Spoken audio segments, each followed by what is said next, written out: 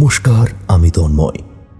এই গল্পটি শেষে থাকবে আপনাদের জন্য একটি প্রশ্ন। সঠিক উত্তরদাতাদের নাম আমরা পরবর্তী গল্পে জানিয়ে দেব এবং আগের গল্পের সঠিক উত্তরদাতাদের নাম আমরা এই গল্পের শেষে উল্লেখ করব।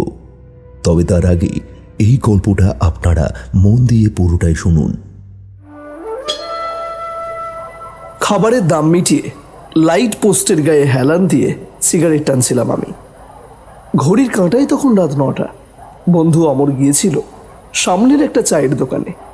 এক্ষুনি আসবে বলে 15 মিনিট হয়ে গেল, তার দেখা নেই। চড়াং করে মাথাটা গরম হয়ে গেল আমার। একে মশার কামড়ে দাঁড়িয়ে থাকা যাচ্ছে না, তার উপর কি করছে এতক্ষণ সে।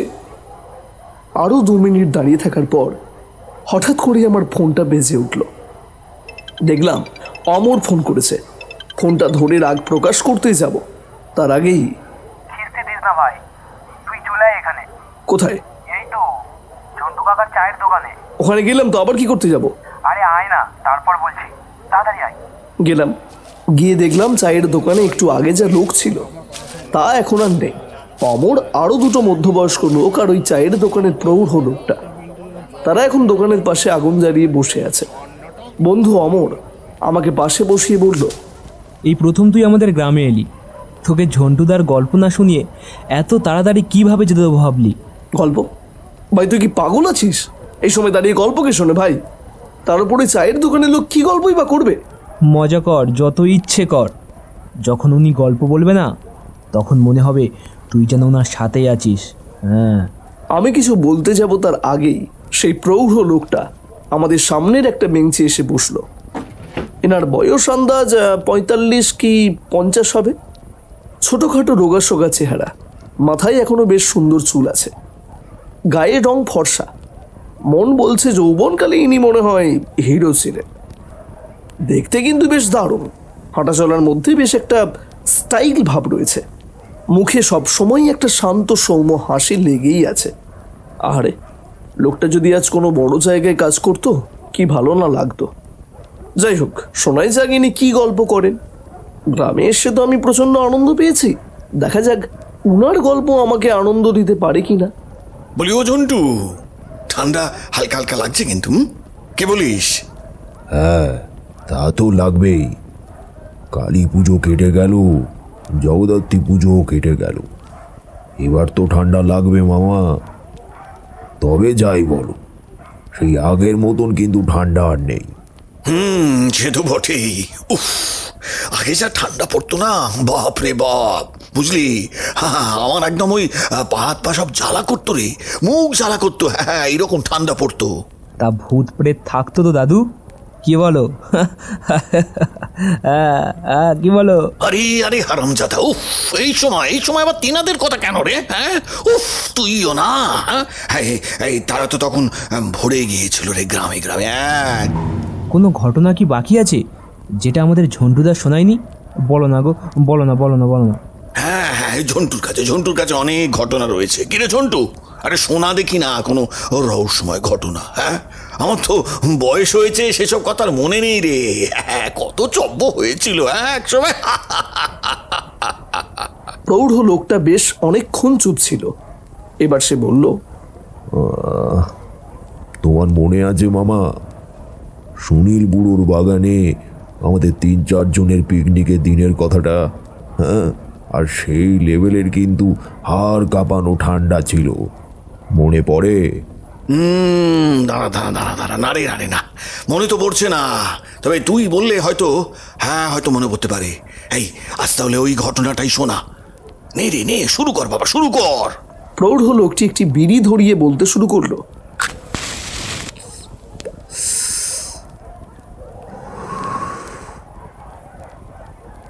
এই ঘটনা অনেক বছর আগের। সেবারে ভীষণ রকমের ঠান্ডা পড়েছিল আমাদের এই গ্রামে। ওফ, বাপ রে বাপ, লোকজন যেন একেবারে অতিষ্ঠ হয়ে গিয়েছিল এইরকম ঠান্ডায়। আমাদের আর কি, বয়স ছিল কম, টাইমে খাওয়া দাওয়া পেতাম, ঘুরতাম, খেলতাম, আর ঘুম পেলেই ঘুমিয়ে পড়তাম। এই সময় সুনীল বুড়ো বেঁচে ছিল, আমাদের গ্রামেরই লোক ছিল, ওই অমর নামটা শুনেছে তার। বললে বিশ্বাস করবেন না, ওই রকম হাড় বজ্জাত লোক আমি আমার জীবনে কমই দেখেছি। ওনাদের জায়গা জমি ছিল প্রচুর, বেশ ধনী লোক বলা যায়। তখন আবার বীরেন হালদারের বড় বাড়িটার সামনে নাম হট্ট হতো, কত লোক হতো, আর সে কি মজা। সত্যি বলতে সেটাই ছিল আমাদের ভালোবাসা। শৈশবের সেই সব দিনগুলোতে ফিরে যেতে মন চায়, যখন সব কিছুই ছিল রঙিন। আর এখন কিরকম যেন একটা হয়ে গিয়েছে পরিবেশটা। যাই হোক, অতিরিক্ত ঠান্ডা পড়ায় পাড়ার 2-1 বয়স্ক লোক মারাও গিয়েছিল, এবং আমাদের থেকে যারা বড় ছিল তারা তখন বলতো সেই সব মরে যাওয়া মানুষেরা নাকি এত তাড়াতাড়ি জন্মগ্রহণ করে না, কারণ তারা নাকি অনেক পাপ করেছে, তাই তাদের আত্মারা ঘুরে ঘুরে বেড়ায়। মেয়ে মানুষেরা দুপুরবেলা পুকুর ধারে গেল মাছ ধুতে, ব্যাস কাজ ওখানেই হয়ে গেল। সন্ধ্যাবেলায় 7 ঘন্টা বাজালেই তোলপাড় করছে সেই মেয়েটা। রে বন্ধ কর, আমি যা সহ্য করতে পারছি না। ও কানাই রে, ধূপের গন্ধ সহ্য করতে পারছি না রে কানাই, এটা তুই নিভিয়ে দে। হ্যাঁ, নিভিয়ে দে। ও কানাই, নেবা। আমরা সবাই বুঝে যেতাম ওই স্ত্রী লোকটির ভূতে চেপেছে। তখন কাশীপুর থেকে গুণিন আনা হতো। আসলে আমাদের এইটুকুনির মধ্যে সেই রকম কোনো ভালো গুণিন নেই। সেই কাশীপুরের গুণিন এসে যখন বাড়ি সদর দরজার সামনে দাঁড়াতো, তখন সেই স্ত্রী লোকটি হাসতে হাসতে বলতো,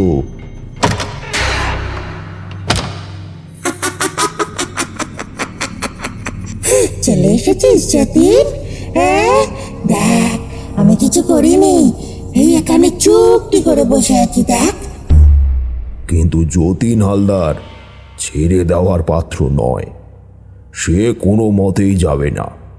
ওই আত্মাকে ভাগিয়ে দিয়ে তারপর সে বাড়িতে যাবে, এই রকম একটা লোক ছিল সে।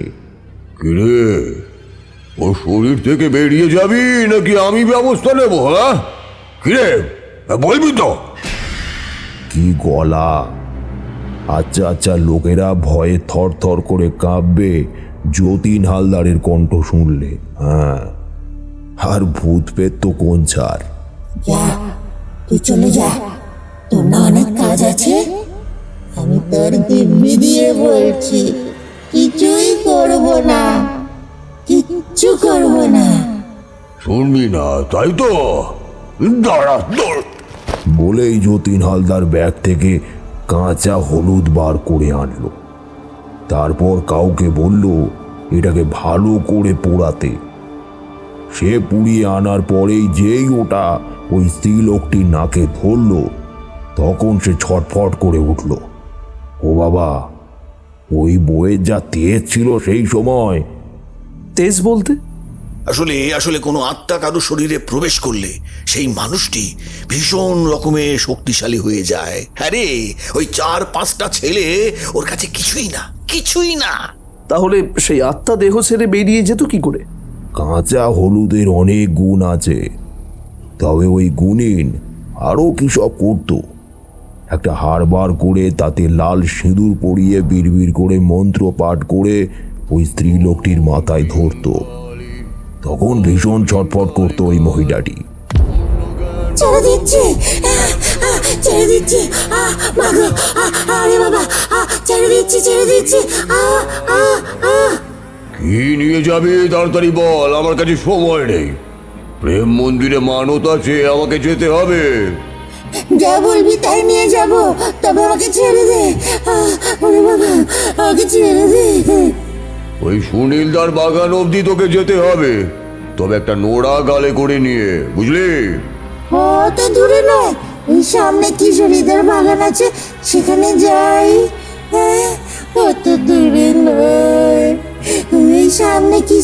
বাগান আছে, সেখানে যাই? না, ওইখানে যেতেই হবে তোকে। যদি না গিয়েছিস তবে ভাবলে অবাক হবেন, ওই নোড়া গালে করে নিয়ে সুনীল বুড়োর বাগান অব্দি গিয়েছিল ওই মহিলা। অনেকে এটা বিশ্বাস করে না, কিন্তু যারা চোখের সামনে থেকে দেখেছে তারা বিশ্বাস করতে বাধ্য। গ্রামগঞ্জে এটাই সাধারণত হয়ে থাকে। এই যারা গ্রামে থাকে তারাই ভালো জানে। তবে সেই আত্মা তখনও কিন্তু যায়নি, ওখানেই আছে হয়তো কোনো একটা জায়গায়। আরে ও লোক ভীষণ রাগী ছিল। হ্যাঁ, ও বেটা অপঘাতে মরেছে। ও অত সহজে যাবে না। যা বলেছ মামা, যাকে সে চেপেছিল তার নাম ছিল পদ্ম। ও বিগত 1 মাস ধরেই ভুগছিল। ডাক্তার দেখিও কোনো লাভ নেই, তবে এই গুণিন 3 দিনের মধ্যে ওকে ঠিক করে দিয়েছিল। এটা জানি রে জন্টু, মনে পড়েছে। ওই পদ্ম শরীরের রক্ত খেত। হ্যাঁ, ওই তো পদ্ম শরীরের রক্ত খেত ও দাদুর ওই নীরদ মণ্ডল তো, তাই না? হ্যাঁ, নীরদ মণ্ডল। হ্যাঁ মামা, ওই জন্যই যেদিন থেকে মরল তার 3 দিন পর থেকেই তো ওই মহিলা কেমন যেন হয়ে গেল। রোজ বলতো ওর মাকে যে ওর দাদু নাকি স্বপ্নে দেখা দিচ্ছে, নাকি ওর হাত ধরে টানছে, ওকে ডাকছে, এইসব কথাই বলতো। ওর দাদু খুব ভালোবাসতো ওকে। হ্যাঁ রে, তবে মরে যাওয়ার পরে কেউ কারুর নয়। যে মানুষ মরে যায় তখন তার প্রিয় মানুষটিকে যখন সে দেখে তখন তার মনে হয় সে যেন তার কাছে চলে আসে, সে যেন আর ওখানে না থাকে। হ্যাঁ, তবে তুই আসল ঘটনাটা বলতো দেখি এবার। এইবার আসি আসল ঘটনায়। সেই মাসটা ছিল ডিসেম্বর তো হবে, তবে তারিখটা কিন্তু মনে নেই। সমস্ত বন্ধুরা পিকনিক করছিল সেই সময়, শুধু আমরা 3-4 জন বাদে। আমি, এই উৎপল মামা, কানা বাবলু আর বেকা রবিন, এই 4 জনই পড়েছিলাম। কি করব, টাকা পয়সা তো নেই, পিকনিক করতে গেলে তো টাকার প্রয়োজন। তখন আমাদের এই উৎপল মামা কামারের কাজ করত। উনি আমাদের বলেছিল পিকনিক করা হবে, হাফ পয়সা নাকি উনিই দেবে, বাদ বাকিটা আমাদের জোগাড় করতে হবে। আমরা মামার কথায় রাজি হলাম। তবে 2 দিন পর থেকে উৎপল মামাকে আর কোথাও দেখতে পাওয়া গেল না।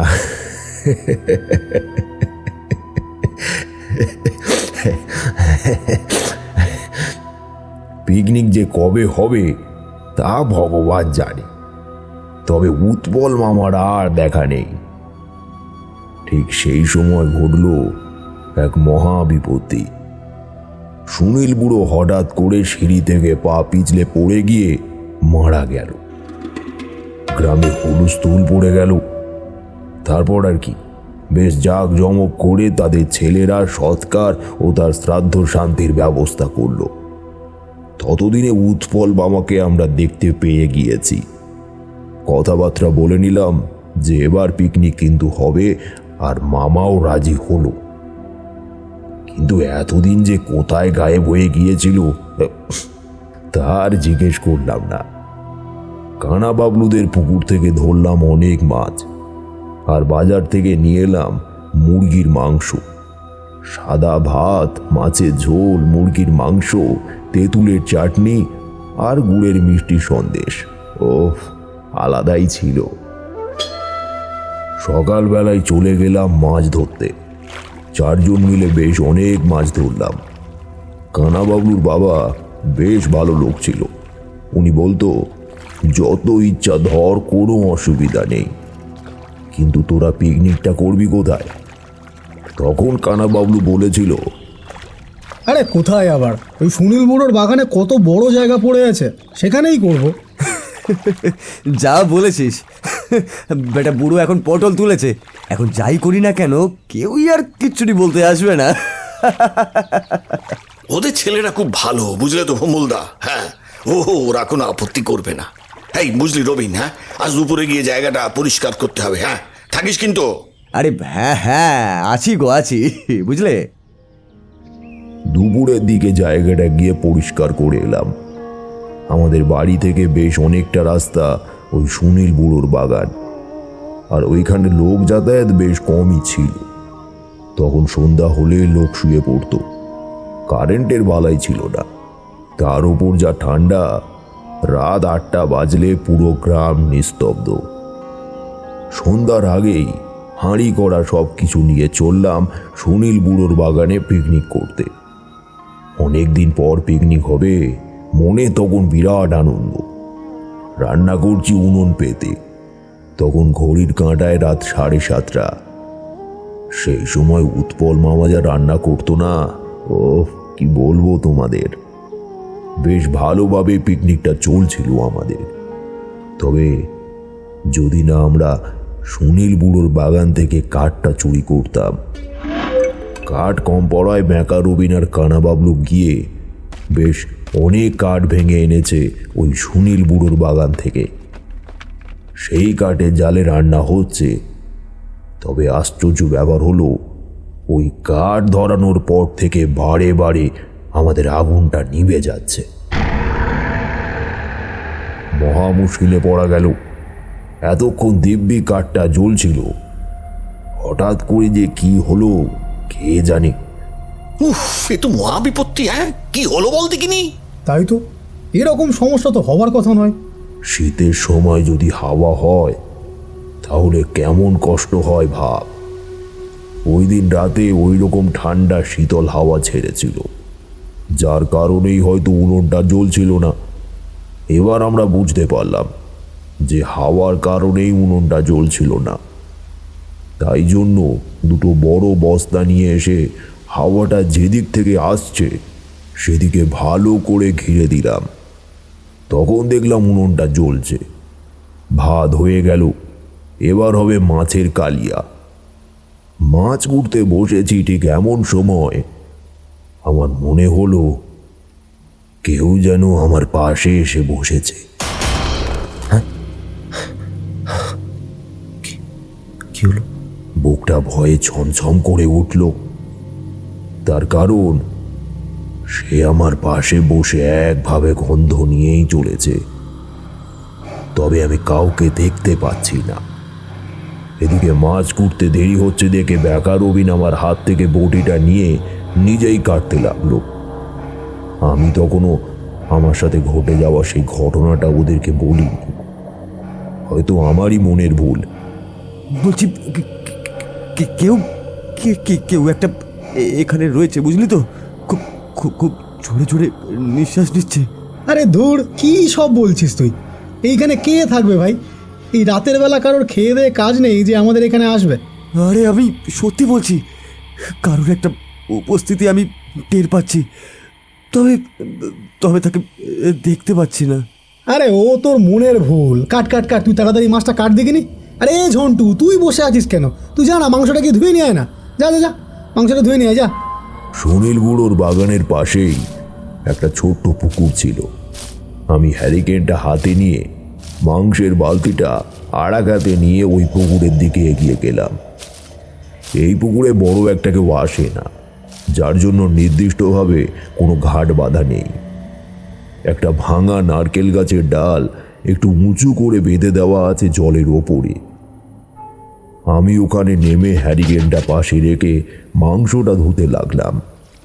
আর ঠিক এমন সময় আমার মনে হলো কে যেন আমার পিছনে এসে দাঁড়িয়েছে। আমি এবার সত্যি সত্যি ভয়ানক ভয় পেলাম। তাও আমি মনকে শক্ত করলাম। এটা আমার মনের ভুল তো হতে পারে। তবে হঠাৎ করেই শুনতে পেলাম কে যেন মটমট করে হাড় চিবিয়ে খাচ্ছে। আমি তাড়াতাড়ি করে হ্যারিকেনটা হাতে নিয়ে ভালো করে চারিদিকে দেখতে লাগলাম। আওয়াজটা স্পষ্ট শুনতে পাচ্ছি আমি, তবে কোথায় থেকে সেই আওয়াজটা আসছে তা আমি বুঝতে পারছি না। বেশ কয়েক সেকেন্ড চারিদিকে তাকিয়ে থাকার পরে আবার মাংসটা ধুতে যাব, ঠিক এমন সময় দেখি মাংস অনেক কম লাগছে। আমার স্পষ্ট মনে আছে এত কম মাংস তো আমি আনিনি। যা হোক করে মাংসগুলোকে ধুয়ে নিয়ে ভয়ে দৌড় লাগালাম। তারপর এসেই ওদের কাছে সব কথা বললাম। কানা বাবলু বলল, চ্যাংড়ামো হচ্ছে, পাক্কা 2.5 কিলো মাংস ছিল এইখানে, এখন এত কমে গেল কিভাবে? হ্যাঁ, তুই ধুতে গিয়ে ফেলে দিসনি তো? সত্যি কথা বল। তোর মাথা খারাপ হয়ে গিয়েছে রে, বললাম না কেউ যেন একটা হাড় চিবিয়ে খাচ্ছে। যতক্ষণ আমি ওখানে দাঁড়িয়েছিলাম ততক্ষণ কে যেন খেয়েই যাচ্ছে। আমার জায়গাটা সুবিধা লাগছে না। চল চলে এইগুলো নিয়ে এখান থেকে কেটে পড়ি। চল চল চল। আরে পাগল নাকি? হ্যাঁ, বাড়ি থেকে বিছানাপত্র টেনে টেনে এখানে নিয়ে এলাম আজ রাতে এখানে পিকনিক করে শুয়ে পড়বো বলে, আর তুই বলছিস এখন বাড়ি চলে যাবো? তোর মাথা ঠিক আছে তো? ও ও ভুল কিছু বলেনি ভাই, আমার মন বলছে এখানে কেউ একটা রয়েছে। হে ভাই, ভূত নয় তো? চুপ, খালি উল্টো পাল্টা কথা। এর মধ্যে তেনাদের নাম নিচ্ছিস কেন? হ্যাঁ, যখন তখন ওদের নাম নিবি না। শালা ঝন্টু মাংস ধুতে গিয়ে জলের মধ্যে মনে হয় মাংস ফেলে দিয়েছে। হ্যাঁ, আর এখন এসে মিথ্যে কথা বলছে, আর তুই কি না ওদের নাম নিচ্ছিস? হারামজাদা। একদম ঠিক বলেছো মামা, একদম ঠিক বলেছো। ঝন্টু, তোর দ্বারা কোনো কাজ হবে না ভাই, তুই এখানেই বস। কত মাংস জলের মধ্যে ফেলে দিয়ে চলে এসেছিস, আর এখন এসে অন্যজনের নামে দোষ দিচ্ছিস। বাহ রে ভাই বাহ, ভালোই বুদ্ধি শিখেছিস। আরে আমি সত্যি বলছি, বিশ্বাস কর আমার কথা। ছাড়ো না, কেন একটা জিনিস নিয়ে তিলকে তাল করছো? যা হয়েছে হয়েছে, চুপ। আমি এসে বসলাম রবিনের পাশে। রবিন বলল, আমিও কিছু একটার উপস্থিতি টের পাচ্ছি, তবে আমার কথা এরা কেউ বিশ্বাস করবে না। দেখ না, এবার করবে। ওই দেখ, কাঠটা শেষ হয়ে এসেছে। এবার তুই আর কিন্তু কাঠ ভাঙতে যাবি না, কানা বাবলুকে একা পাঠাবি। ও যাতে কাঠটা ভেঙে আনে। যখন ওই অন্ধকারের মধ্যে থেকে কাঠটা আনতে যাবে তখন ও নিশ্চয়ই কিছু একটা অনুভব করতে পারবে, দেখবি। রবিন মাথা নাড়ায়। ইতিমধ্যেই কাঠ কমে এসেছে। উৎপল মামা কাঠ আনতে বলায় ব্যাকা রবিন স্পষ্ট বলে দেয় তার নাকি ভয় লাগছে, সে ওই অন্ধকারের মধ্যে কাঠ ভাঙতে যেতে পারবে না। তখন কানা বাবলু বলল, তোরা হাতে চুড়ি পরে বসে থাক, বুঝলি তো? পিকনিক আর করতে আসিস না শালা, তুই ডিম। কই দেখি দেখি দেখি, হ্যারকিনটা দে আমাকে, দে, আমিই যাচ্ছি। ধুর শালা, এটা আবার কি? ও বাবা, হাড় দেখছি রে শালা, কুকুরে মনে হয় নিয়ে এসে এখানে ফেলে দিয়ে গেছে। বাগানের মধ্যেই ফেলে দেবো কোনো একটা জায়গায়। দেখ, কথাটা বলেই কানাবাবু একাই গেল কাঠ ভাঙতে। আমরা অপেক্ষায় ছিলাম কখন বেটা দৌড়ে পালিয়ে এসে আমাদের কাছে ভয়ের প্রকাশটা সে করবে। তবে আধ ঘন্টা হয়ে গেল, কানা বাবলু আর এলো না। এইবার আমাদের চিন্তা হতে লাগলো। উৎপল মামা আমার পাশ থেকে বলল, আরে বসে না থেকে দেখ না ছেলেটা কোথায় গেল। জানোয়ার কোথাকার, আধ ঘন্টা হয়ে গেল এখনো কাঠ ভাঙা হয়নি, এদিকে কাঠ নেই। রান্না হবে কি করে? রান্না হবে কি করে? উৎপল মামাকে সবে কথাটা বলতে যাব তার আগেই একটা বিকট শব্দ হলো। উৎপল মামা তড়িঘড়ি করে দাঁড়িয়ে পড়ল। বলা বাহুল্য, আমরাও ভয়ে কেঁপে উঠেছিলাম সেই সময়।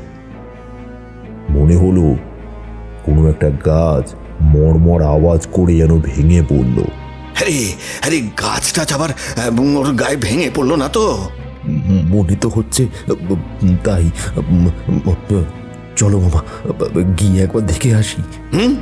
না না না না না, আমি আমি আমি যাবো না, আমি যাবো না বাবা। তোরা যা, ওই হারিকেনটা নিয়ে যা। আরে হ্যারিকেনটা নিয়ে গেলে তো তোমার এই জায়গাটা অন্ধকার হয়ে যাবে।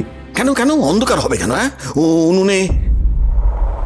কথা থামিয়ে দিল উৎপল মামা।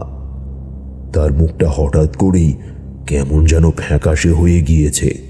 হ্যাঁ, আমি তো স্পষ্ট দেখলাম এক্ষুনি আগুন জ্বলছিল, সঙ্গে সঙ্গে নিভে গেলই বা কি করে বলতো? হ্যাঁ, কি করে? পিকনিক না হয় পরে হবে, এইখান থেকে বরং কেটে পড়াই মঙ্গলজনক মামা। চুপ চুপ কর, বাবলুর কোনো সাড়া নেই। কি হলো বলতো? তুমি একবার জোরে ডাকো না, একবার জোরে ডাকো। ডাকবো? আচ্ছা আচ্ছা, ঠিক আছে। বাবলু, হ্যাঁ বাবলু। আরে আরে, কিছু হলো নাকি বলতো বাবলু? মনে হয় ওই গাছটা মনে হয় ওর গায়ে পড়ে গিয়েছে, তাই জন্য মনে হয় অজ্ঞান হয়ে গিয়েছে। হ্যাঁ, কিংবা আরও বড় কোনো ক্ষতি হয়ে যেতে পারে। চলো মামা, চলো, আমরা তিনজন মিলে একবার দেখে আসি। চলো চলো চলো। হ্যাঁ হ্যাঁ, ঠিক বলেছিস ঝন্টু। হারিকেনটা নিয়ে চল, দেখি, নিয়ে চল। সেই নিস্তব্ধ রাতের মধ্যে আমরা তিনজন এগিয়ে গেলাম বাগানের ভিতরের দিকে। ভয়ে এতটাই গাটা ছমছম করছিল যে কারোর সঙ্গে কথা বলা তো দূরের কথা, ভালো করে নিঃশ্বাস পর্যন্ত নিতে পারছিলাম না। এই দেখো, কি হলো? গাছটা তো এইখানে ভেঙে পড়ে আছে। এই এই ভালো করে দেখ তো, এই দেখ না ওর ভেতরে আমাদের আমাদের আবার বাবলু নেই তো? না না, নেই তো। ও মামা, এই বাবলু কোথায় গেল? হ্যাঁ, আমি আমি আমি কি করে জানবো? হ্যাঁ, তোদের বন্ধু তোরা জানিস। হ্যাঁ, একে একে সব গা হাত পা ঠান্ডা হয়ে যাচ্ছে আমার। আমি বলি কি, আরো একটু ভিতরে যাই। হ্যাঁ, আরো একটু ভিতরে যাই। সুনীল বুড়োর এটা বাগান না জঙ্গল রে? শালা শালা এরকম অবস্থা কেউ করে রাখে? ওই তো বাবলু। হ্যাঁ, কই কই কই? আরে ওই তো কলা গাছের নিচে। বলেই ছুটে গেলাম বাবলুর কাছে। দেখলাম সে অজ্ঞান হয়ে পড়ে আছে কলা গাছের নিচে। অনেক ডাকাডাকি ও চোখে জল দেবার পরেই ধরপড়িয়ে সে উঠে বসলো। আমি কোথায়? তুমি কোথায়? হ্যাঁ, তুমি আমার মাথায় হারামজাদা। এই হতচ্ছাড়া কখন থেকে ডাকছি, হ্যাঁ, কোনো সাড়া নেই। হ্যাঁ, আমাদের আমাদের ভয় ধরিয়ে দিয়েছিলি তো, হ্যাঁ হারামজাদা। হ্যাঁ মামা, এখানে আসা আমাদের উচিত হয়নি মামা। এই জায়গাটা ভালো নয় মামা, এই জায়গাটা ভালো নয়। একটু আগে তুই তো বললি তোরা ভয় পাচ্ছিস। হ্যাঁ, এই হচ্ছে ওই হচ্ছে। হ্যাঁ হ্যাঁ হ্যাঁ বলেছিলাম, কিন্তু এখন এই জায়গাটা সুবিধা বলে মনে হচ্ছে না মামা। ঝন্টু আর রবিন যা বলেছে তা একেবারেই ঠিক বলেছে। চলো এখান থেকে চলে যাই। তোর তোর হলোটা কি বলতো? হ্যাঁ, কিছু কিছু দেখেছিস নাকি? হ্যাঁ, কিছু দেখেছিস বল। হ্যাঁ দেখেছি, একটা ছায়ার মতো লোককে দাঁড়িয়ে থাকতে দেখেছি। আমি যখন গাছের ডাল ভাঙছি তখন মনে হলো কে যেন আমাকে ফিসফিস করে কিছু বলার চেষ্টা করছে। আরে আমার কাজ, ওরা তোরা কি মানুষ নাকি? হ্যাঁ, খালি খালি তোদেরকে একার বাঁচার অধিকার আছে। আরে আমার কাজ, আমার কাজ। আমি অত গুরুত্ব দিইনি, নিজের মনে এদিক ওদিক থেকে কাঠ ভেঙে যাচ্ছি। ঠিক এই সময় মনে হলো হঠাৎ করে কেউ যেন আমার সামনে চলে এলো।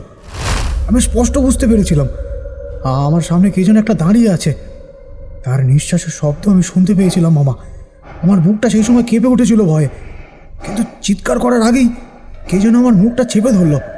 তবে বিশ্বাস করো মামা, কেউ যে আমার মুখটা চেপে ধরে রয়েছে তা কিন্তু নয়। তাও আমি যেন চিৎকার করতে পারছি না। আমি বসে পড়েছিলাম মাটিতে মামা। তারপর স্পষ্ট শুনলাম কেউ যেন হাউমাউ করে কাঁদছে আর কি যেন বলছে। আমি কিছুতেই বুঝতে পারছিলাম না মামা। তাও যেটুকু বুঝলাম, গাছ কেটে ফেলিস না। ওরে ওরে আমার গাছগুলোকে মেরে ফেলছিস কেন?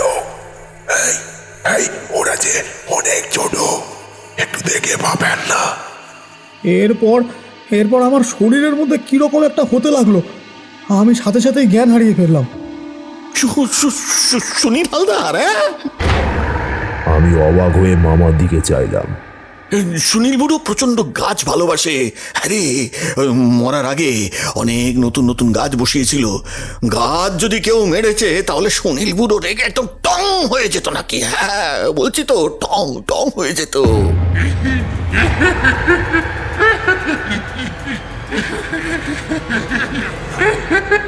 হঠাৎ একটা উৎকট হাসিতে সারা বাগানটা রেডি করে উঠল।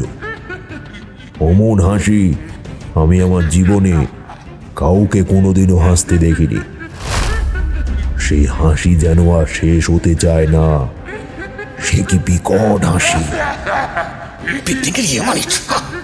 আমি আমি বাঁচলে বাবা বাপের নাম। পালা পালা পালা রে পালা! বলেই মামা ছুট লাগালো সবার আগে। আমরাও তার পিছন পিছন ছুটতে শুরু করলাম। তবে ছুটে পালানোর আগেই আমি যে দৃশ্যটা দেখেছিলাম সেটা এখনো ভাবলে আমার গা কেঁপে ওঠে। অন্ধকার কলা গাছের মধ্যে ও কে দাঁড়িয়ে আছে?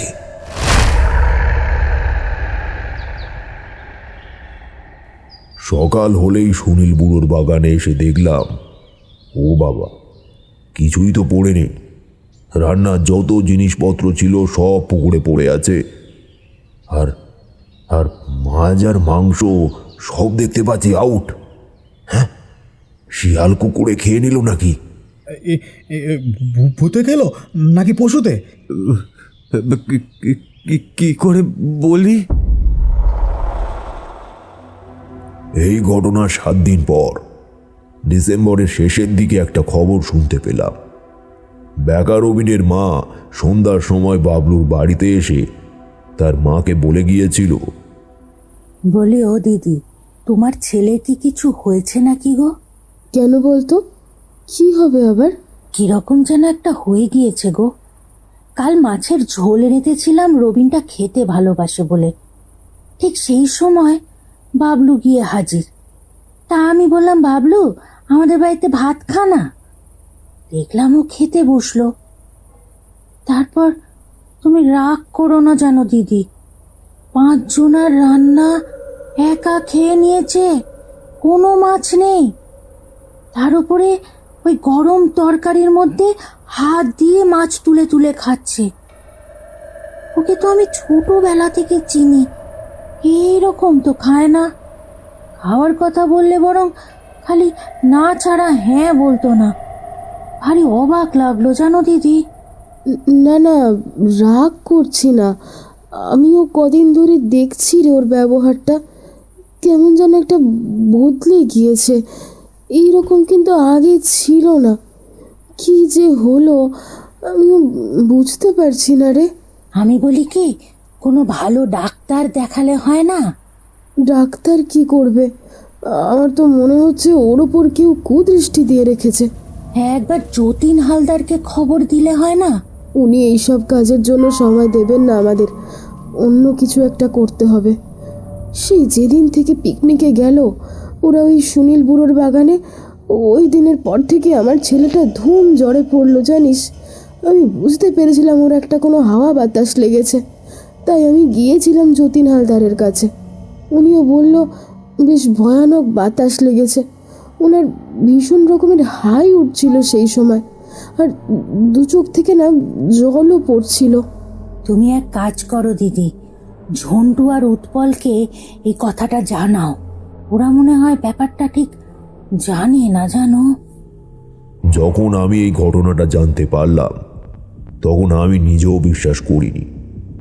ইয়ং ছেলে না খাওয়ার তো কিছুই নেই, এতে এত ভয় পাওয়ার যে কি আছে তা ভগবানই জানে। তবে বিশ্বাসটা হলো, ঘোষবাড়ির ছেলে হনুমান হালদারের জন্মদিনের রাতে আমাদের সকলার নিমন্ত্রণ ছিল ওদের বাড়িতে। বড় লোকের ব্যাপার, রাতের বেলা কত হই হুল্লোড় চলছে, আমরাও বেশ মজা করছি। মাঝখান থেকে লোডশেডিংটা হয়ে যাওয়ায় একটু মন খারাপ হয়ে গিয়েছিল। তবে তার মধ্যে বাবলুকে কোনো জায়গায় দেখতে পাচ্ছিলাম না। সেই আমাদের সঙ্গেই যখন সে এসেছিল তখন তাকে দেখা পেয়েছিলাম, তারপর থেকে আর একটি বারও তার দেখা পাইনি।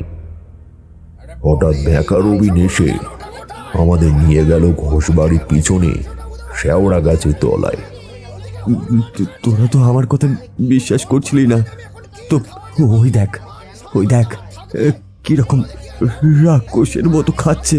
আমরা উকি মারতেই চমকে উঠেছিলাম। 2 চোখ ঠেলে বার হয়ে যাবার উপক্রম। পুরো 1 শালতি মাংস গোগ্রাসে খেলছে কানা বাবলু। এতক্ষণ রান্নার লোকেরা ওখান থেকে কেন চেঁচামেচি করছিল সেটা এইবার বুঝতে পারলাম। তাদের মাংস কম পড়ে গিয়েছে এই কানা বাবলুর জন্যই। চল তো ওর পাগলামি বার করছি, চল। এ কি করছো মামা? সেদিন আমার বাড়িতে ওই রকম খাচ্ছিল বলে আমি বলেছিলাম, তখন এত জোরে একটা চড় মেরেছিল যে এখনো সেই জায়গায় গরম জলের সেক দিতে হয়। মামা যেও না ওখানে, যেও না মামা। বলা বাহুল্য, উৎপল মামা রবিনের কথা শুনল না, এগিয়ে গেল ওর কাছে। তারপরে যা হলো তা হলো এইরকম। কিরে বাবলু, হ্যাঁ কি শুরু করেছিস কি তুই? ওদিকে মাংস কম পড়ে গিয়েছে, রান্নার লোকেরা পাগল হয়ে যাচ্ছে, হনুমানের বাবার মাথায় হাত, আর তুই ওটা চুরি করে এনে এখানে বসে খাচ্ছিস, হ্যাঁ? অট করো। বললে বিশ্বাস করবে না, কানা বাবলুর কণ্ঠটা হঠাৎ করেই কেমন যেন পরিবর্তন হয়ে গেল। সে বেশ ধরা গলায় বলল,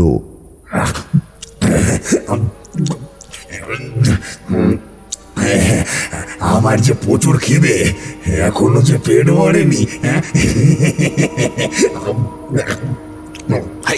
এই তোর গলাটা রং খ্যারখ্যারে হয়ে গেল কিভাবে? হ্যাঁ, এই ইচ্ছা করে করছিস নিশ্চয়? হ্যাঁ, ইচ্ছা করে করছিস? এই তুমি যাও, তুমি যাও, এখান থেকে যাও। আমার খাওয়ায় বিরক্ত করো না। আমার খাওয়ায় যে বিরক্ত করে তার ফল কিন্তু ভালো হয় না। তুই তুই তুই আমাকে ভয় দেখাচ্ছিস? হ্যাঁ, তোর সাহস তো মন্দ নয়। এই উৎপল, এই তুই যাবি আমার চোখের সামনে থেকে, না হলে এক্ষুনি তোর দেহ চিবিয়ে চিবিয়ে খাবো আমি। তোর রক্তে কিন্তু অনেক স্বাদ আছে, হ্যাঁ, বুড়ো ভাম, সেটাও খাবো। চোখের পলক পড়া মাত্রই উৎপল মামা কেমন যেন ঠক ঠক করে কাঁপতে লাগলো। নিঘাত কেউ চেপেছে রে, নিঘাত কেউ চেপেছে। বলছি কি, সুনীল বুড়ো নয় তো? আরে হতে পারে, ওর গাছগুলো তো এই হারামজাদা কানা বাবলু সব মেরে দিয়েছে। তাই হয়তো শরীরে প্রবেশ করেছে বদলা নেবে বলে। হ্যাঁ, আর এখন এই বাবলু কোথায় গেল রে? হ্যাঁ, কোথায় গেল? ওই তো যাচ্ছে, ওই তো। চলো চলো দেখিও কোথায় যায়। চলো চলো চলো চলো। মামা, ও মামা, এই কিরকম যেন শীত শীত করছে গো। ভয় সবকিছু গরম হয়ে যাচ্ছে আমার। ও বলে শীত করছে। তৈরি থাক রবিন, চোখ কান খোলা রাখ বাবা, চোখ কান খোলা। কেন মামা? পালাবো আবার কি পালাবো? আচ্ছা, বাবলু ওই রকম খুঁড়িয়ে খুঁড়িয়ে হাঁটছে কেন মামা? ওই রকম খুঁড়িয়ে খুঁড়িয়ে হাঁটছে কেন? সুনীল বুড়ো মনে হয় মরে যাওয়ার আগে ওই পায়ে ব্যথা পেয়েছিল, তাই জন্যই হয়তো খুঁড়িয়ে খুঁড়িয়ে হাঁটছে। আমাদের বাবলু হতে পারে না ঝন্টু। এটা এটা এটা এটা মনে হচ্ছে সুনীল বুড়োই হবে রে, সুনীল বুড়ো। কি বলছো তুমি? ওই তো বাবলু। আমাকে ভয় দেখিও না মামা। কথায় কথায় বাবলু যে কোথায় চলে গেল তার দেখতে পেলাম না। তবে খানিকক্ষণ পরেই বাবলুর ভয়ানক একটা হাসি শুনতে পেলাম। কি হাসি! ওই হাসি শুনলে আত্মারাম খাঁচা হয়ে যাবার উপক্রম।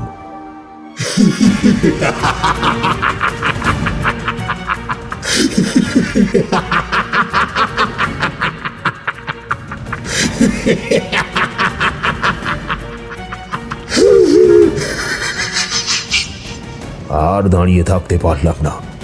বাবলু মরে মরুক, আমরা আগে পালিয়ে বাঁচি বলেই আমরা সবাই দৌড় লাগালাম।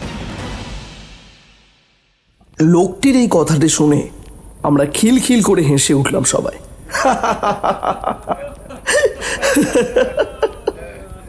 ঢপ দিক আর যাই দিক, শুনতে ভারী আকর্ষণীয় লাগছে।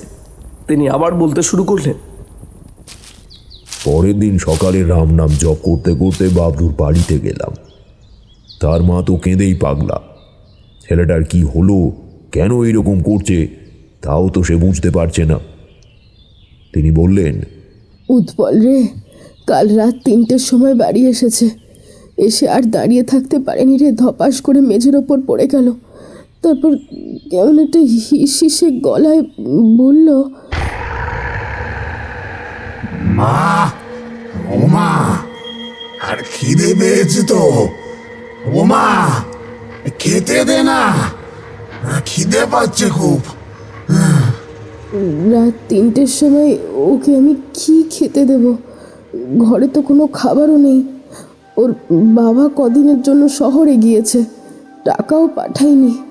খেতে দিইনি বলে ও আমার মুরগির ঘর থেকে মুরগিগুলো কাঁচা খেতে লাগলো। এক রাতে আমার সব মুরগিগুলো কাঁচা খেয়ে ফেলেছে। তার উপর সকালবেলা জানতে পারলাম কয়েকটা বাড়িতে ভাবলো নাকি রাতের বেলা ঢুকে ওদের খাবার চুরি করে খেয়েছে। সবাই একটু আগে এসে আমাকে যা নয় তাই করে বলে গেল। ওর নির্ঘাত কিছু একটা হয়েছে রে উৎপল, ওকে তোরা বাঁচা, ওকে তোরা বাঁচা। কথাগুলো শোনার পর আমি তো প্রায় কেঁপে উঠেছিলাম। আমি সেই সময় খবর পাঠালাম তান্ত্রিক যতীন হালদারকে, কিন্তু ভাগ্যের কি পরিহাস, সেই লোক 3 দিন আগেই নাকি গত হয়েছেন। কিভাবে যেন রেলে কাটা পড়ে গিয়েছে। চিন্তায় মাথায় বাজ পড়তে লাগলো, এবার কি করি? আশেপাশে তো গুণী নাচে, তবে তাদের বিশ্বাস হয় না। টাকা পয়সা খাওয়ার জন্য তারা যা খুশি একটা ভুলভাল জিনিস করে কেটে পড়বে টাকা নিয়ে। দুদিন পাড়ায় হুলস্থুল পেতে গেল। বাবলু খিদের জ্বালায় সবার বাড়িতে বাড়িতে গিয়ে খাবার চুরি করে খেয়ে নেয়। নিজের বাড়িতে মুরগির ঘরে আর একটাও মুরগি নেই, সব বাবলু কাঁচাই খেয়ে ফেলেছে। গ্রামের লোক যদি কিছু বলতে যায়, তবে তার ভয়ঙ্কর রূপ দেখে কেউ আর প্রতিবাদ করতে পারে না। সারা পাড়াকে বিভ্রান্তি করে ফেলেছে বাবলু। বাবলুর মা তাদের বাপের বাড়ি থেকে একজন তান্ত্রিক সন্ন্যাসীকে ডেকে আনলো। তবে গন্ডগোলটা হচ্ছে, সে অনেক বছর আগে নাকি সন্ন্যাসী ছিল, এখন সে অনেক কিছুই নাকি ভুলে গেছে। তন্ত্র মন্ত্র সেই রকমভাবে তার নাকি মনে নেই। মহা মুশকিলে পড়লাম। তার ওপর সে আবার নাকি কানে শুনতে পায় না। তিনি নিজেও আসতে চাইছিলেন না, তবে ওই বাবলুর মার নাকি অনেক কাকুতি মিনতি করায় তিনি আসতে রাজি হয়েছেন। সারা পাড়া এখন একজনার ওপরই ভরসা করতে পারেন, সে হলো ওই তান্ত্রিক সন্ন্যাসী।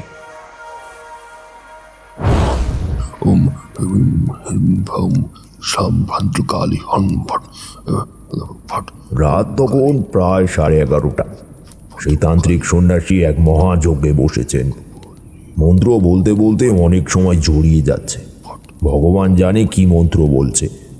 আমরা সবাই একত্রে হয়ে দাঁড়িয়ে আছি ওনার দিকে চেয়ে। ওইদিকে বাবলু ঘরের মধ্যে রাহুর মতন খেয়ে চলেছে। অবশ্য তান্ত্রিক সন্ন্যাসী বলেছে, আজ যেন ওকে খাওয়ার সময় কেউ যেন বিরক্ত না করে।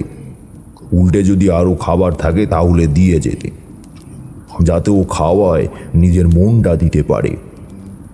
তাই জন্য গ্রামের সমস্ত লোকেরা সবাই মিলে খাবার নিয়ে এসে কানা বাবলুর বাড়িতে রেখে গেল।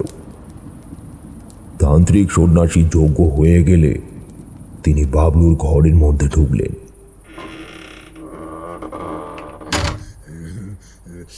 আমরাও আস্তে আস্তে সামনের দিকে গেলাম, কি হয় দেখব বলে।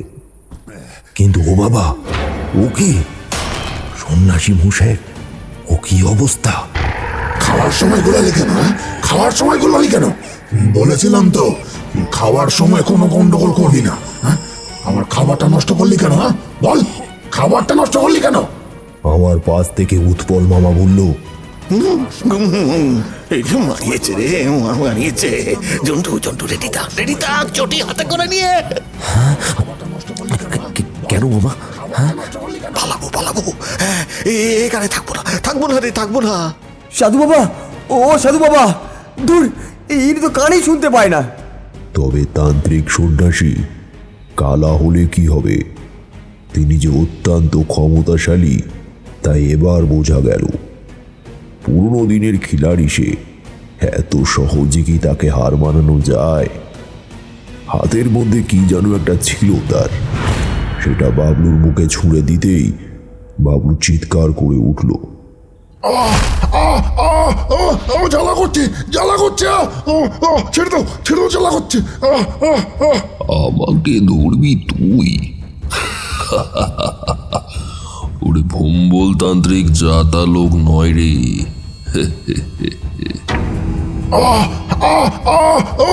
জ্বালা করছে, জ্বালা করছে, ছেড়ে দাও, ছেড়ে দাও, জ্বালা করছে। করবে তো, ধীরে ধীরে আবার জ্বালার পরিমাণ বাড়বেও। তাই তাড়াতাড়ি বল, কেন এই ছেলের শরীরে প্রবেশ করেছিস? বল। খিদের জ্বালায়, খিদের জ্বালায় কত বছর খেতে পারেনি, তাই জন্যই। কেন মিথ্যে বলছো সুনীল বুড়ো? মিথ্যা কথা বলার আর কি জায়গা পাওনি? তাড়াতাড়ি বাবলুর দেহ ছেড়ে বেরিয়ে এসো কিন্তু। শোন, তাড়াতাড়ি ওর শরীর থেকে বেরিয়ে আয়, বেরিয়ে আয় বলছি, তাহলে বেঁচে যাবি।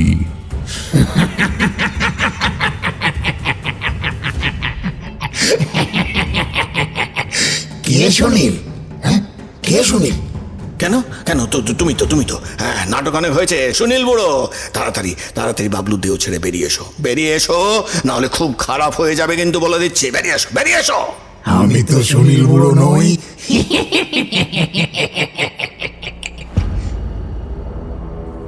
তাহলে তুই গে বল। আমি প্রতাপ হালদার। হ্যাঁ, প্রতাপ হালদার? আমরা সবাই চমকে উঠলাম। আস্তে আস্তে আমার মাথায় এলো আসল ব্যাপারটা কি। তখন আমার বয়স 9 কি 10 ছিল। আমার বাবার মুখে আমি একবার শুনেছিলাম, আরে প্রতাপ হালদারকে চিনবো না? এটা হতেই পারে না, শালা একটা নড় রাক্ষস। তোর বাড়িতে কত চাল আছে বল দেখি, ও একাই সাবার করে দেবে। শোন, সারা গ্রামের মানুষ যদি ওকে কেটে দেয় তাও ওর খাওয়া মিটবে না। বকাসুরের নাম শুনেছিস? হ্যাঁ, হিন্দু পুরাণের একটা চরিত্রের নাম ছিল। অতৃপ্ত ক্ষুধার জন্য পরিচিত ছিল সে। আর এই প্রতাপ হালদার মনে হয় ওর ছেলে। শালা রক্ত চোষা, যতই খেতে দাও ওর পেট ভরে না। প্রতাপ হালদার? বাবার মুখে শুনেছিলাম সুনীল বুড়োর কাছে নাকি সে কাজ করত। অতিরিক্ত খাওয়ার জন্য সুনীল বুড়ো তাড়িয়ে দিয়েছিল। তারপরে সে কোথায় চলে গিয়েছে আর কেউ জানে না। এই প্রতাপ হালদার তাহলে সুনীল বুড়োর বাগানে অতৃপ্ত আত্মা হয়ে ঘুরে বেড়াচ্ছিল। তুই যেই হোস, তুই যেই পরিমাণে খাস, তাতে গ্রামের মানুষ পাগল হয়ে যাচ্ছে। কেন এরকম করছিস তুই বল? বেশি খেলে অন্যায়, এটা কোন গ্রন্থে লেখা আছে সাধু বাবা? কাউকে খেতে দিয়ে তারপরে তাকে খোটা দেওয়াটা কি উচিত? এই গ্রামের লোকেরা সবাই এইরকম করেছে আমার সাথে। সবাই ভালোবেসে কাজ করিয়ে নেবে, এইটা করে দে প্রতাপ, ওইটা করে দে না বাবা। আমি ওদের কোনো কাজেই বাধা দিইনি। আমি তো তাদের কাছ থেকে কোনো টাকা চাইনি, বলেছি শুধু একটু খেতে দিও। কিন্তু খাবারটাও খেতে দিত না কেউ আমাকে। আমি কি করবো সাধু বাবা? খাবার দেখলেই আমার পেট খালি হয়ে যায়। এটা কি আমার দোষ না অভিশাপ আমি নিজেই জানি না। তবে তবে আমার অনেক খিদে। আমার বাবা নেই, মা নেই। কাজ করতাম সুনীলের কাছে, খেতাম বলে চুরির অপবাদ দিয়ে একদিন তাড়িয়ে দিল। বাবু, বাবু আমি চুরি করিনি। বাবু বিশ্বাস করুন, আমি চুরি করিনি। আমি চুরি করিনি বাবু, আমি চুরি করিনি। এই ওকে আর এখানে কেউ জায়গা দিবি না। গ্রামের মধ্যে যেখানে দেখা পাবি সেখানে মারবি ওকে। বলবি সুনীল হালদারের আদেশ, বুঝলি? সালা হাগুরের বাচ্চা, চোর সালা, তোর এখানে মোটেই জায়গা নেই, বেরিয়ে যা হারামি। আজ যদি আমার মা বাবা থাকতো, তারা কি আমার এই অবস্থা সহ্য করতো বলুন সাধু বাবা? খিদের জ্বালায় এর ওর বাড়ি বাড়ি ঘুরেছি আমি, কাঁচা মাংস খেয়েছি, কিন্তু কিন্তু কিছুতেই কিছু হচ্ছে না। যেই আমাকে দেখে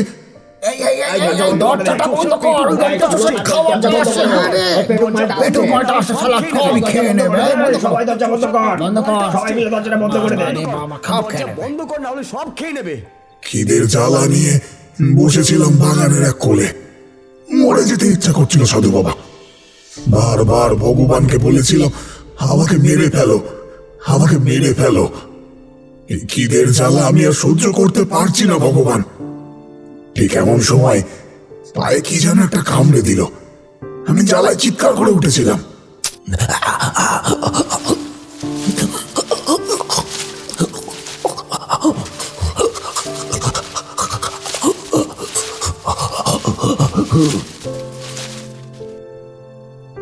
তারপরে দেখলাম একটা কেউটে সাপ। আনন্দ হলো আমার, ভীষণ আনন্দ।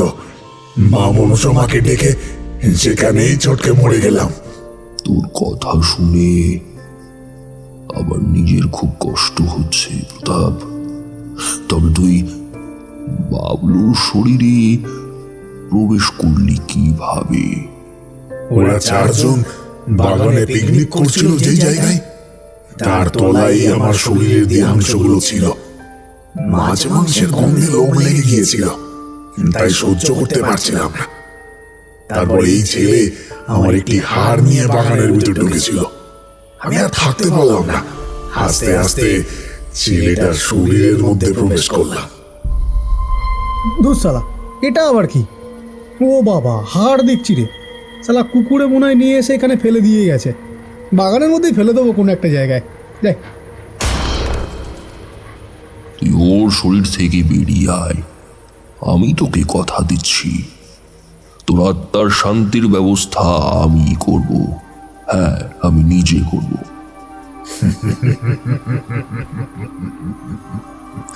না না না না না সাধু বাবা, সেটা হচ্ছে না।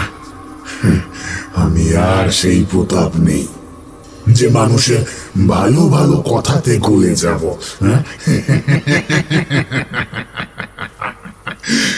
আমি এই শরীর ছেড়েই কখনোই বেরিয়ে আসব না।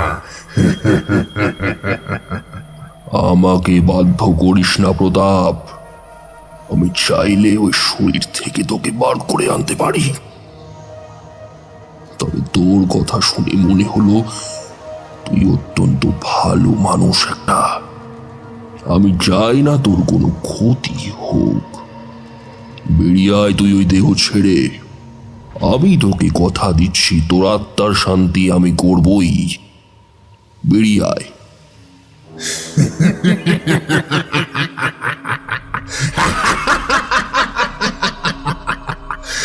এত সহজে নয়, আমি আর ভালো হতেই চাই না। এই গ্রামের মানুষ আমাকে অনেক অপমান করেছে, অনেক কথা বলেছে। ওদের কাউকে আমি কোনো ক্ষতি করব না, তবে ওদের আমি ভাতে ক্ষতি করব। সবাই না খেয়ে থাকবে, কেউ খাওয়া পাবে না কোনো দিনের জন্য। কারণ সবার খাবার আমি একাই খেয়ে নেব।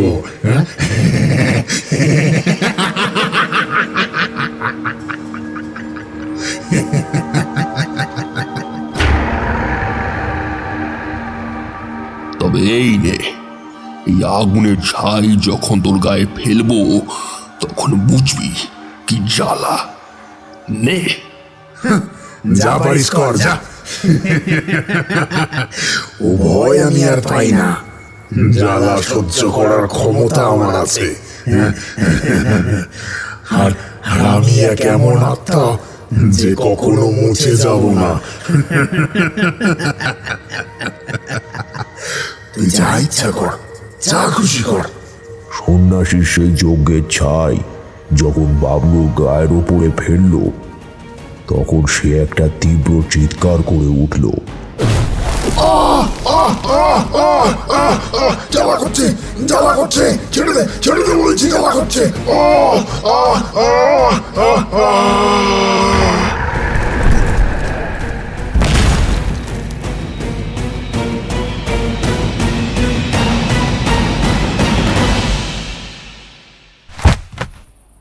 সেই সন্ন্যাসী মন্ত্র পাঠ শুরু করাতেই চিৎকারটা আরো তীব্র হলো। আর ঠিক কয়েক সেকেন্ড পরেই বাবলুদের টালির চাল ভেঙে একটা কালো ছায়া যেন বেরিয়ে গেল। আমরা সবাই সেই দৃশ্য দেখে কেঁপে উঠেছিলাম। বাবলু সেই সময় মাটিতে পড়ে গেল। আমরা সবাই মিলে ওকে ধরাধরি করে বিছানায় শুইয়ে দিলাম। এর কিছুদিন পরেই বাবলু ভালো হয়ে উঠল। আমরা আমাদের পুরনো বাবলুকে ফিরে পেলাম। তবে সেই দিনের পর থেকে সুনীল বুড়োর বাগানটাকে সবাই যেন একটু এড়িয়েই চলল। রাতের বেলা যখন নীরব হয়ে যায়, নারকেল গাছের কালো গুঁড়িগুলো অন্ধকারের মধ্যে যখন প্রেতের মতন দাঁড়িয়ে থাকে, তখন কয়েকটি লোক নাকি শুনেছিল সেই অন্ধকার বাগানের এক গভীর অংশ থেকে কে যেন বলছে, কেউ আছিস রে, আমায় খেতে দে না। ওরে ওরে ওরে, আমার দম বন্ধ হয়ে যাচ্ছে, মরে যাব রে। খিদে জ্বালা, বড়ই জ্বালা, পেট যন্ত্রণা করছে, কেউ খেতে দে না, আমায় কেউ খেতে দে না, ওরে কেউ খেতে দে না, খেতে দে, আমায় খেতে দে।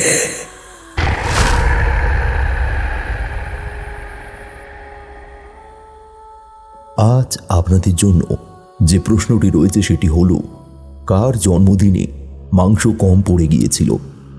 সঠিক উত্তরদাতাদের নাম আমরা পরবর্তী গল্পে উল্লেখ করব।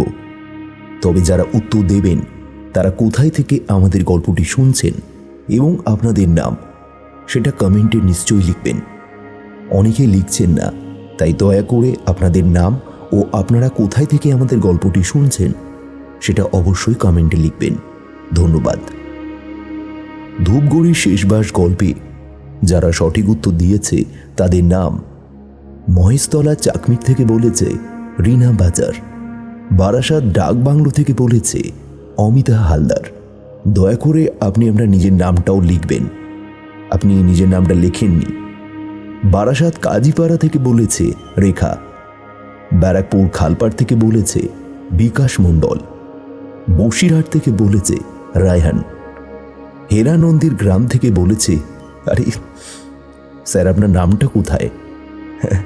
যাই হোক, যে নামটা আছে সেটাই বলছি আমি, এসকে। এটা আপনার নাম নয়, সেটা আমি জানি, আপনি নামটা দেবেন কেমন? ম্যাঙ্গালোর থেকে বলেছে সুমন, মিঠি দাস সঠিক উত্তর দিয়েছে।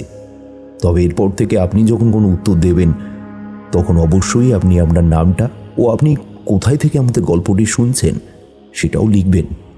হাওড়ার সাঁতরাগাছি থেকে বলেছে মিঠুন, ঘাটাল দাসপুর থেকে বলেছে অভিজিৎ মাইত্রী, কেরালা থেকে বলেছে হাবিব শেখ, বহরমপুর মুর্শিদাবাদ থেকে বলেছে হিরণ সরকার, উত্তর 24 পরগনা হাবড়া থেকে বলেছে মৃণালিনী সরকার, কলকাতা থেকে বলেছে বিশ্বজিৎ, হাওড়ার সাঁতরাগাছি থেকে বলেছে আরতি বেজ, রাজকুমার মণ্ডল ও তাদের মেয়ে লিয়া মণ্ডল, মালবাজার থেকে বলেছে রাধারানী বিষ্ণু, বালিগঞ্জ কসবা থেকে বলেছে সুদীপ হালদার, বারাইপুর জেলের কাছ থেকে বলেছে শঙ্কর মণ্ডল ও তার মেয়ের নাম পূজা মণ্ডল ও তার স্ত্রীর নাম টুম্পা মণ্ডল, দক্ষিণ বারাসাত বাঁটোরা গ্রাম থেকে বলেছে ইকবাল লস্কর, ফারহান লস্কর, ইজাজ লস্কর।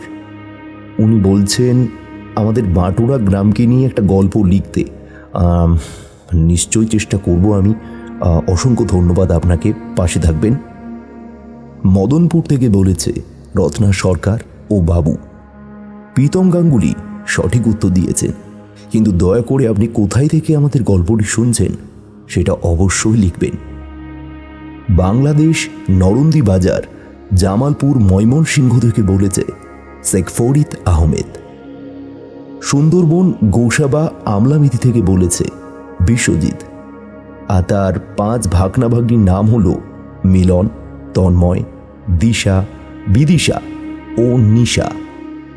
দক্ষিণ 24 পরগনা ভাঙড় গঙ্গাপুর কলকাতার লেদার কমপ্লেক্স থেকে বলেছে হেমন্ত মণ্ডল ও তার ছেলে সার্থক মণ্ডল ও তার স্ত্রী সুষমা মণ্ডল।